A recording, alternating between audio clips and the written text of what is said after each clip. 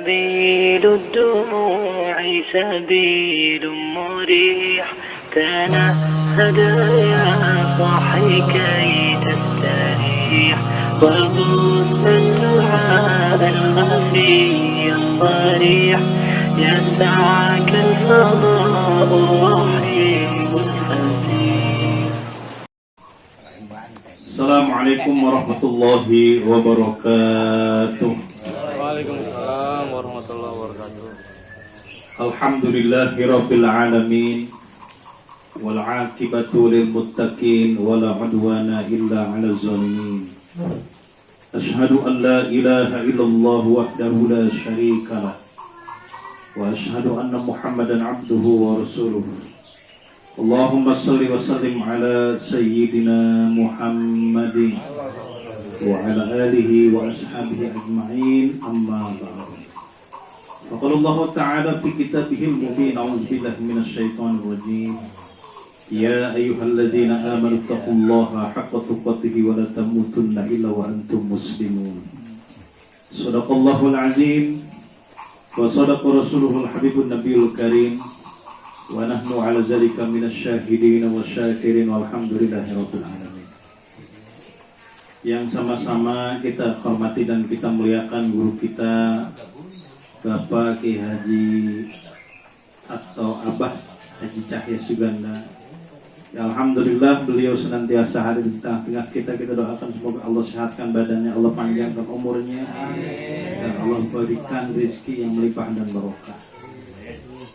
Sahibul Bait, tuan rumah pengajian di Salim Mubutaka malam ini, Bapak Abu Bakar, keluarga, mudah-mudahan apa yang telah beliau keluarkan dan beliau korbankan untuk terlaksananya pengajian ini, baik itu tempat, waktu maupun jamuannya, alhamdulillah begitu luar biasa ini ya. Mudah-mudahan dicatat oleh Allah Subhanahu wa Ta'ala sebagai amal soleh dan dibalas dengan pahala yang berlipat ganda. Ketua Majelis Taklim Bubur Taqwa beserta jemaah, Habib khusus nih ada Bapak Haji Usuf malam ini, mudah-mudahan bisa ikut terus nih Pak Haji.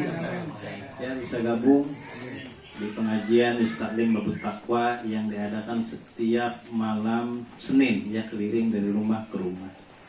Ini ngajinya mah ya ngaji ya, tapi di samping itu juga ada nilai yang berkah di dalamnya, ada silaturahim, ada kekeluargaan, ada kebersamaan. Di dalam kitab Nasoihul Ibad dijelaskan al-istighalu bil ulumi afdalu minal istighali bil azkari wal nawafil.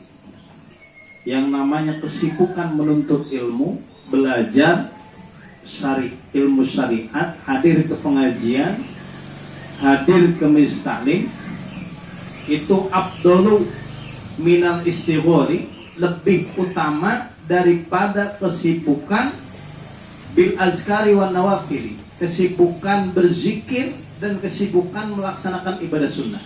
Nuntut ilmu seperti ini itu lebih utama ya, walaupun dia orang yang awam, orang yang menjadi mustami, menjadi pendengar, hadir ke majelis taklim, hadir ke pengajian, itu lebih utama dari ibadah sunnah dan berzikir. Kenapa? Karena bil ilmi, dengan ilmu syariat, ilmu agama, orang baru bisa melaksanakan ibadah yang baik dan benar sesuai dengan tuntunan Rasulullah SAW. Kalau orang rajin ibadah atau mungkin rajin berzikir tapi bighairil ilmi, bidunil ilmi, tanpa ilmu, maka bisa ngelantur ibadahnya. Ya. Artinya tatkala dia beribadah pun ibadahnya bersandarkan dengan syariat. Kalau orang yang disibukkan dirinya untuk belajar menuntut ilmu Allah Subhanahu wa Ta'ala. Baik, kita lanjutkan kajian kita Al-Quran Surat Al-Baqarah ayat 72. A'udzubillahi minasyaitonirrajim. Wa idh qataltum nafsan faddaraktum fiha wallahu mukhrijum ma kuntum taktumun. Wa idh qataltum, dan tatkala ya, tatkala qataltum kalian membunuh nafsan, jiwa atau seseorang, fadaraqtum lalu kalian saling tuduh, saling menuduh, melempar tuduhan antara yang satu dengan yang lain. Ayat ini melanjutkan ayat sebelumnya, bagaimana ada seorang laki-laki di kalangan Bani Israel dibunuh oleh keponakannya sendiri dengan tujuan untuk mendapatkan warisan, karena laki-laki ini nggak punya anak, ditunggu mati-mati, kagak mati-mati, supaya warisannya jatuh ya ke dia, maka dibunuhlah orang ini, lalu mayatnya diletakkan di salah satu rumah warga, sehingga warga saling menuduh nih ya. Dan orang itu menutupi, akhirnya Allah perintahkan di ayat sebelumnya untuk mengetahui ya, jadi ditanyakan oleh warga, kita kan punya nabi, di kita ada Nabi Musa, kita tanyakan aja kepada Nabi Musa supaya Nabi Musa berdoa pada Allah Subhanahu wa ta'ala agar Allah memberitahukan kepada kita siapa pelaku pembunuhan tersebut. Lalu Nabi Musa alaihissalam berkata kepada mereka, qala innahu yaqulu innaha. Jadi ayat sebelumnya, innallaha ya'murukum an tadbahu baqarah. Sesungguhnya Allah memerintahkan kalian untuk menyembelih seekor sapi betina. Ini berkelanjutan tuh pertanyaannya. Sapinya yang kayak gimana? Warnanya seperti apa? Ya, bulunya seperti apa? Tua atau muda? Ya. Ini sudah kita bahas. Tatkala mereka orang-orang Bani Israel yang melakukan pembunuhan itu menutupi apa yang mereka lakukan dan mereka saling tuduh akan hal itu, di sini dijelaskan fihi idghamut ta'i fil asli fid dali ay takhasamtum wa tadafa'tum, dengan mengidghamkan huruf ta di dalam kalimat fadaroktum. Asalnya berarti fadaroktum, taknya itu diidghamkan jadi kalimat fadaroktum. Maknanya takhosumtum wa tadafa'tum, mereka bertengkar atau saling menuduh fiha, tentang peristiwa tersebut. Tapi sepintar-pintarnya, bukan tupai melompat, sepintar-pintarnya orang menyembunyikan bangkai pasti akan tercium. Apalagi itu kejahatan. Ingat, tidak ada kejahatan ataupun dosa yang bebas dari hukuman, apalagi hukuman Allah Subhanahu wa ta'ala. Wallahu, dan Allah Subhanahu wa ta'ala. Ini perbedaan waw ya, perbedaan waw atau waw wasal dengan waw kosam. Kalau waw atau itu dibaca atau wawnya waw maknanya dan, itu dibacanya wallahu dan Allah. Kalau dibacanya wallahi berarti demi Allah. Wallahu, dan Allah mukhrijun, menyikap, mengeluarkan. Tapi maknanya kan nggak mungkin mengeluarkan, menyikap. Ay mudhirun, menampakkan. Ma kuntum taktumun, apa yang kalian sembunyikan. Min amriha, tentang perkara tersebut. Wahada i'tiradun wa huwa awwalul qisah. Ini menjadi bentuk keberatan di awal yang ada pada kisah. Caranya, di awal kisah itu setelah sapi betina itu disembelih, kemudian dibeli dengan biaya seharga berat kulit itu ditimbang dengan harga emas. Fakul nadribuhu, mereka memukulkannya. Ya, fakul nadribuhu, ay qatila, mayit yang dibunuh itu dipukul. Bibak diha, dengan bagian daripada sapi betina. Waduriba bilisaniha au ajbi janabiha. Ada yang berpendapat dipukul dengan lidahnya atau dengan pangkal ekornya. Fahaya, kemudian mayat itu bisa hidup. Wa qatalani fulanun wa fulanun li ibna ammihi, yaitu anak dari saudaraku. Wa mata, kemudian jenazah itu, mayat itu mati kembali. Jenazah yang hidup tadi, setelah dia dipukul, dia hidup, lalu dia menunjukkan kepada orang-orang di sekitarnya, dia si fulan yang membunuh saya, anak daripada saudara. Lalu orang itu meninggal kembali. Wa hurima al-mirasa, maka tidak boleh itu warisan itu, ya. Wa qutila,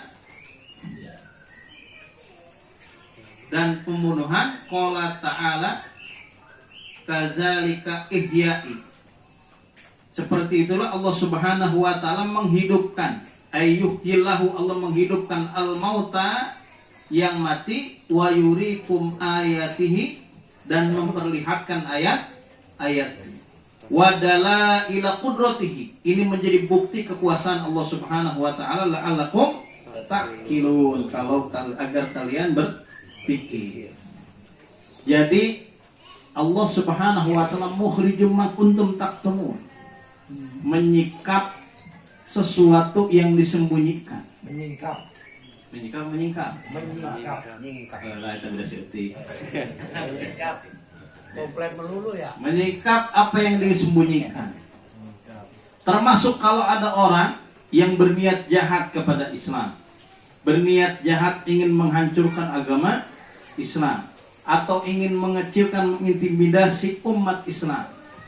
Dia pura-pura baik di hadapan umat Islam, bahkan pura-pura beriman. Padahal dia memiliki niat-niat tertentu, hanya ingin mendapatkan tempat saja. Setelah dia menjadi seorang yang dianggap tokoh atau menjadi pemimpin, setelah itu dia lupa kepada umat Islam. Sebelum itu terjadi, Allah tampakkan tuh bagaimana tujuan aslinya, bagaimana Allah tampakkan keburukannya, bagaimana Allah tampakkan kebohongannya. Apalagi membunuh orang lain, kejahatan yang besar. Ya, walaupun CCTV-nya dirusak, walaupun bukti-buktinya dihilangkan, walaupun pembunuhannya direkayasa, wallahu mukhrijum ma kuntum taktumun, Allah akan menyikap apa yang mereka sembunyikan. Makanya salah satu perbuatan dosa itu cirinya, kalau perbuatan itu tidak ingin diketahui oleh orang lain. Tapi kalau ada orang yang berbuat dosa, sedangkan dia merasa tenang, bahkan merasa bangga, bahkan dia mengatakan, memperlihatkan perbuatan dosanya itu, maka itu perbuatan dosa yang tidak diampuni oleh Allah Subhanahu wa ta'ala. Karena semua perbuatan dosa itu akan diampuni oleh Allah Subhanahu wa ta'ala, illa al-mujahirin, bukan muhajirin, ya, mujahirin, kecuali al-mujahirin. Siapa al-mujahirin? Orang yang melakukan perbuatan dosa, an ya'mala bil lail wa satarahullahu alaihi, lalu Allah menutup perbuatan dosanya itu, telah menyembunyikan atau menutup aibnya, tapi dia dengan bangganya malah menceritakan aib yang ia lakukan. Bahkan dia share di grup, dia bikin video TikTok, bikin status, semua malam habis minum 3 botol play atau macam aqua, ya, bikin status terus dengan bangganya. Maka dosa seperti itulah yang tidak diampuni oleh Allah Subhanahu wa ta'ala. Dalam kitab Nasul Ibad itu dijelaskan, man aznaba zamban wa huwa yadha, orang yang dia melakukan perbuatan dosa, wa huwa yadhaku, melakukan perbuatan dosa malah ketawa, malah senang, malah bahagia, malah bangga. Inilah orang-orang yang besar kemungkinannya diampuni, sedikit kemungkinannya diampuni oleh Allah Subhanahu wa taala. Bahkan yudkhilullahu nar wa huwa yabki. Dia akan masuk ke dalam neraka dengan keadaan bersedih. Jadi kalau kita melakukan sesuatu ini dosa apa kagak nih? Kalau kita nggak ingin diketahui oleh orang lain, berarti itu dosa. Korupsi dosa apa ente? Kalau nggak ingin diketahui KPK, berarti itu dosa. Walaupun korupsinya bareng-bareng, bukan berjamaah ya, nggak ada korupsi berjamaah. Berjamaah itu hanya untuk sholat, untuk ibadah. Ya, kadang di kita ada istilah-istilah untuk agama, istilah-istilah baik hanya untuk perbuatan baik, tapi disematkan ke perbuatan buruk. Seolah-olah ingin merusak citra dari nama tersebut. Ya, kalau berjamaah itu untuk kebaikan. Kalau istiqomah untuk kebaikan. Main sama istiqomah, orang nanti kayaknya main gapleh itu istiqomah. Jadi apapun bentuk kejahatan manusia pasti akan Allah buka, akan Allah sikap, Allah akan menyikap ya perbuatan itu. Walaupun dia mungkin selamat di dunia ini, pasti akan Allah ganja, akan Allah balas perbuatannya nanti di yaumil akhir. Maka tatkala kita melakukan dosa, karena manusia itu yang baik bukan orang yang nggak pernah melakukan dosa sama sekali, tapi orang yang baik mungkin orang yang melakukan dosa tapi dia sadar dengan dosanya, dia berusaha untuk memperbaikinya dan tidak melakukannya lagi. Di dalam Al-Quran itu kan jelas ya, kalau ada orang yang berbuat dosa, maka dia akan bersegera memohon ampunan Allah Subhanahu wa taala. Fa idza fa'alu fahisatan aw zalamu anfusahum zakarullaha fastaghfiru li dzunubihi. Orang yang baik itu tatkala dia berbuat salah, dia buru-buru ingat Allah Subhanahu wa taala. Dia beristighfar kepada Allah Subhanahu wa taala. Maka kalau kita melakukan kesalahan, ditutup aib kita oleh Allah, jangan diceritakan sama orang lain. Mungkin itu yang bisa kita bahas pada pertemuan malam ini. Nanti kita bisa lanjutkan, kita kembangkan dengan tanya jawab. Terima kasih atas perhatiannya. Mohon maaf atas segala kekurangannya. Assalamualaikum warahmatullahi wabarakatuh.